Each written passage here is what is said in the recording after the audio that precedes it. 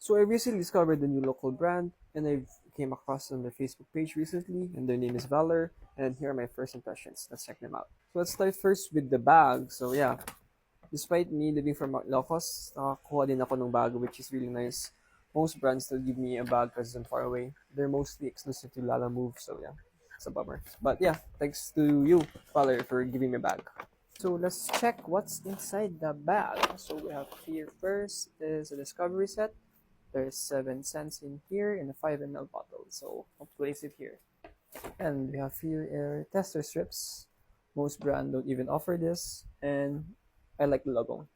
It's cool. So yeah, I will use this as my testing for my first impression. So yeah. And lastly, I have here is dark oud. So let's check this out. I'm gonna test them in a minute, and yeah. Right, I have my tester strips ready, and I'm using the tester strips they gave me for free.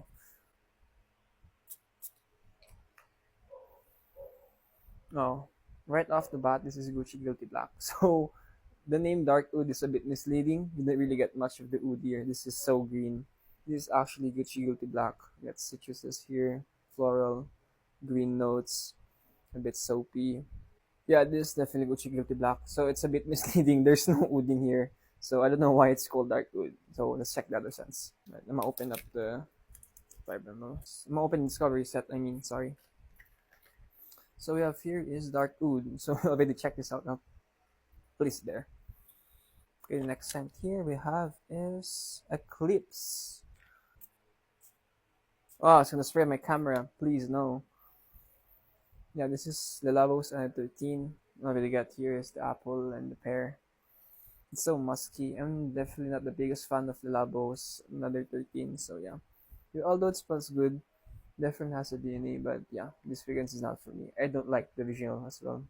The DNA is not for me. So yeah, let's check the other scents. This one is Dark Harmony. So let's check this out. Oh my god, I can already smell it. This is Blue Channel EDP.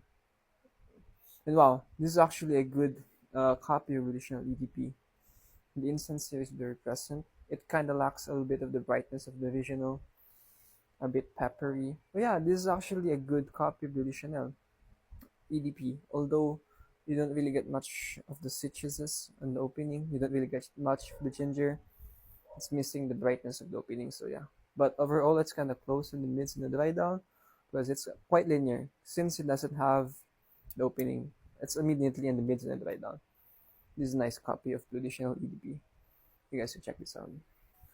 Next we have here is Aroma Forte. Aroma Forte. Whatever. So let's check this out. So immediately this is Jumbo Gaultier's Ultramel. So I'm gonna put this away since Jumbo Gaultier Ultramel is not really for me since it gives me a lot of headaches. So I'll try to smell it a little bit.